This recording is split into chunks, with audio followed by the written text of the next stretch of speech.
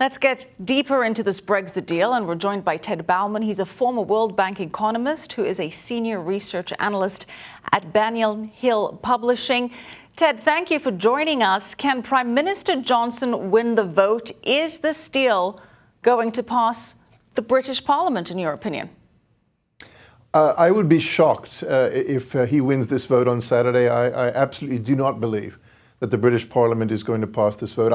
I think essentially what's happened is that both he and Jean-Claude Juncker have agreed that the best scenario is, in a sense, to try to blackmail the British Parliament into accepting this deal as a fait accompli, and to try to get them to agree to it with the assumption that the only alternative is a no-deal Brexit on October 31st. But as your previous interviewee mentioned, the really tricky issues relate to Northern Ireland. And essentially what the New Deal does is ask the Democratic Unionist Party, which is an essential part of Prime Minister Johnson's governing coalition, to give up really what has been the core point of 100 years of Unionist Party politicking in Northern Ireland, which is that the Northern Ireland should not be treated any differently from the rest of Britain. It is sacrosanct. It's one of those kind of things that really has made, that's the nature of their politics. And essentially, Johnson has punted the ball downfield to the DUP and said, look, you guys are going to have to figure this out politically inside of Northern Ireland in order to make this work. Please do it for me. I'm not sure that they're prepared to do so. They've said they won't.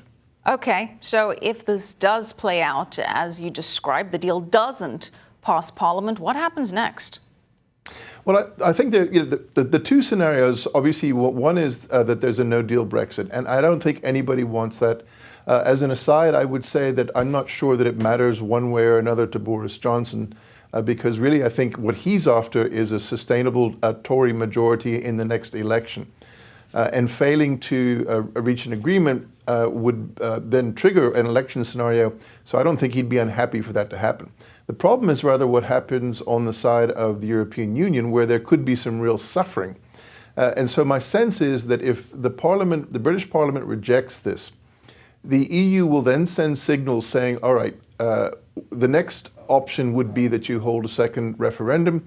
If you say that you will do that, if you pass legislation calling for it, we will give you an extension to give you time to do it. Now, I know that the EU has said that they won't extend again, but there's been quite a lot of... a second referendum is not going to be popular amongst those people who voted for Brexit the first time and feel that their vote should count.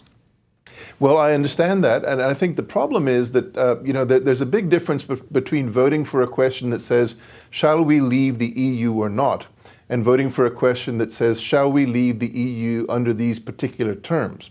As many people have said, the process should have been one where David Cameron's government negotiated a deal with the EU and then put it to the electorate. The problem is that now that people have seen what the consequences may be, who knows what the outcome of a referendum could be. So my sense is that that's probably where this is heading. All right, Ted, thank you so much. Ted Bauman, senior analyst and economist at Banyan Hill Publishing.